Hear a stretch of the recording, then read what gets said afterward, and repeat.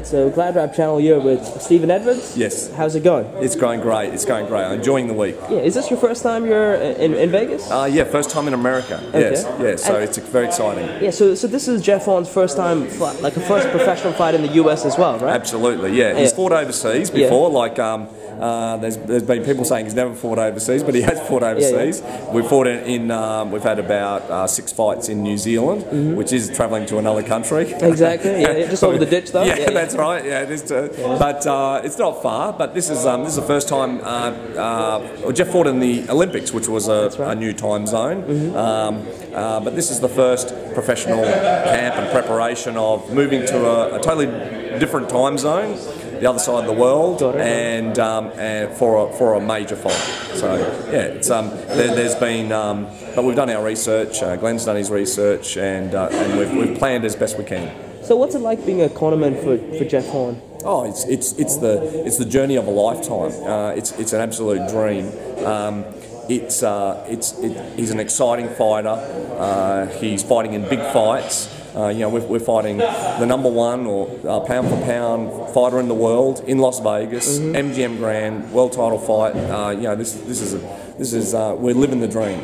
Glenn says it all the time. We're living the dream. He sort of changed the narrative, right? Like as to what was supposed to happen, like with the fight against Pacquiao, sort of changed the course of history, and now if he beats Terence Crawford, I mean, it sort of changes the whole sort of narrative that Top Rank had in place, maybe. Well, I guess this is the sort of amusing thing for us is that he's changed the narrative for other people, but not for us. This is how we envisaged. He was probably or potentially going to go. So this is, as I said, whilst we're living the dream, we always knew this was on the cards. This was where, because we knew Jeff's ability, we knew, and this is why I think Jeff gets underestimated.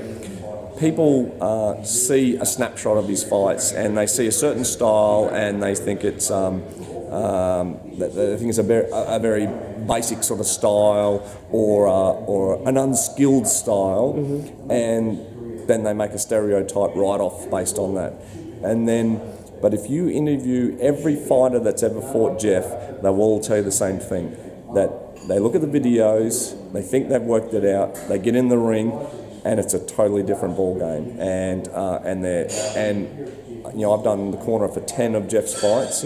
I can say that on the face of every fighter that he's fought, within a few rounds, there's a certain look that'll come across their face, and that look, of those 10 guys, that'll go from a look of shock, of this is not going the way I thought it would, this is not as easy as I thought it would, to even to say like Pacquiao, a bit of surprise, a bit of frustration, where they had a game plan, they had a plan as to how they thought the fight would go and how Jeff would fight and how they would deal with it. They were that confident probably on that plan, they thought they didn't need a plan B or plan C, and I think that led to a little bit of frustration with Manny when plan A wasn't quite what they thought it would be. Because he was sort of smiling at the start of the fight, right? He was sort of, enjoying the moment, and then suddenly, as you saw the fight go on.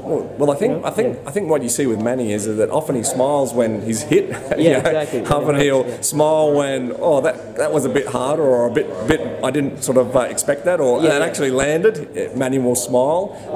It's often a good sign for us when he's smiling. And that happened straight away, right? He was smiling straight away, round one. Yeah. So. Look, and I wouldn't say it shocked. I probably shocked a lot of people, but didn't shock Jeff's team, how well and how confident Jeff came out. But I think even we were pleasantly surprised at how confidently Jeff stepped out, and in that first round basically decided, I'm not here to stand back and be cautious and see what Manny's got. I'm going to show him what I've got. Can you describe the experience of being in the corner for the Pac-Man fight? Oh, look, it was unbelievable. We with all the things that went wrong, all of the sort of shenanigans that Freddie, I guess, pulled off. And bluffed his officials into doing what he wanted to do before the fight, and that's no disrespect to Freddie. that's just using his experience and his standing to try and, I guess, put us on tilt. But yeah, we're really relaxed, pretty laid back sort of team. Yeah. What were some of the shenanigans? Like, okay, so Freddie made an objection to the colour of the tape that was used, and under the rules, both the WBO rules and the Australian Commission rules, which is what we fight under there. There's no requirement to use white tape. You can use any tape. As long as it's surgical tape, 1 inch, you can use it. So the tape we were using is fine, but we changed the tape, rather than have a delay. Yeah. There was a little bit of argy-bargy there with Freddie and a member of the team. And then 10 minutes before we went out, they made an objection to an Australian ANBF official that we weren't allowed to take the adrenaline out. We'd crack the adrenaline from there in small 1 ml vials, and we'd crack them in the room under the supervision of the officials. Put them in a container to take out, as you do in every fight. You can't put a jumbo bud in a small little 1 ml glass vial. So, Freddie came to the room, objected to that, and they made us tip them all out. Now that official was quite a inexperienced official, and basically he was bluffed into making that ruling. The head of the Australian National Boxing Federation later said that he would never have ruled that. There is no rule requiring that. It's just a rule that you use adrenaline, and that there's no rule saying that it had to be prepared only ringside, and that he would never have made that ruling. It was the wrong ruling, and they pointed that out to the official. But and then Freddie later admitted to someone else that they never thought that he would actually pull that off. He just thought he would put us a little bit on tilt right before we walked out. But we got through. We had backup adrenaline, which we cracked ringside and got through the fight. Wow. And what about all the cuts that like during the fight? Like how did you find that? Yeah, look, that was that cut started a bit of a smaller cut from an accidental head clash, and then just grew bigger and bigger and bigger, so that by the end of the fight you could nearly park a small car on it. It's got bigger. But between Glenn and I, we had a system. I mean, I was trying to crack adrenaline ringside, so I would. Glenn wanted to put on a small gauze, so I would do that, and I'd hand it to Glenn between each round, and he would do that. Normally, Glenn will just let me just deal with it, and he will deal with Jeff. But because we had to be cracking adrenaline ringside and getting it prepared ringside, we had to slightly change. So, and I think that's what you have to do. You have a plan, you have a system which you need to treat cuts. But if the world changes a little bit, you've got to be prepared to adjust that plan and go with whatever you're faced with. And how do you envision this next fight with Terence Crawford? Do you think it's going to be a busy day at the office for you? I hope it isn't. I hope it isn't. But Jeff's world title defence after the Pacquiao fight, he had 3 cuts on his face that night. So you only got 2 hands. So we had to make some adjustments. Ben treated. I prepared the buds, and Ben treated one of those by the end. But we've got a plan, and we've got a system, and it's just a matter of being very prepared and have your systems down pat, and we hope we've got that.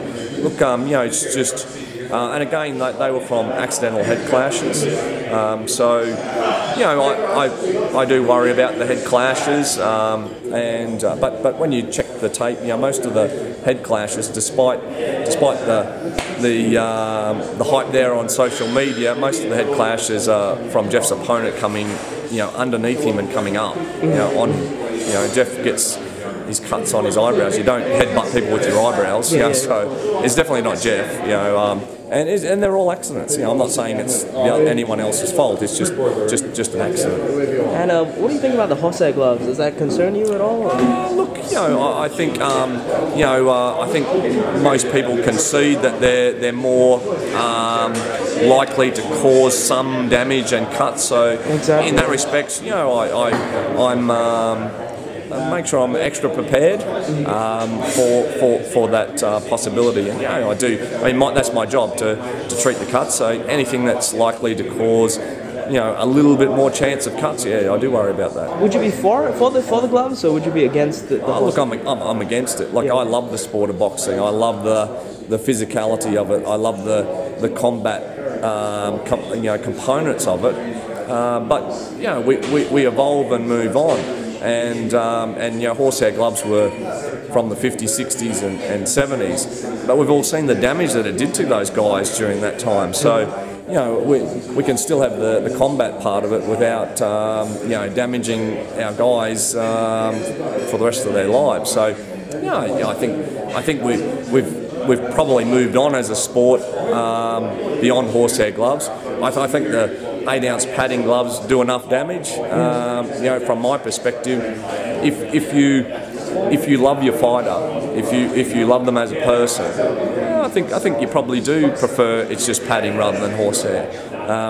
If it's horsehair though, we'll deal with that. As a team, we'll just accept whatever it is and move on. Our preference is padding, but if it's horsehair, we accept that and we'll deal with it. It's not going to faze anyone in the team. Teams are very, as you'll notice, the team's a very sort of relaxed team. We'll roll with whatever comes our way. Does Jeff keep his circle nice and small? Like, just because if you read the comments and if you go on the internet, it's quite disrespectful to Jeff, like, to be honest. Yeah, look, he has a wide social media following. Yeah. But his team and inner circle is fairly small, and I think that's the way with people as they rise in profile and fame, is that like they like to have a team that they trust, a team that they can rely on, a team that they know will do their role and support him, in this case, that team really love Jeff. I don't just say that. Like, we really care about him and love him as a person. Stephen, thank you so much for sharing some insight into this. The tournament, it's pretty cool. So thanks for taking the time, and hoping you have an easy night at the office. So do I. Thank you. Thank you. Thanks a lot.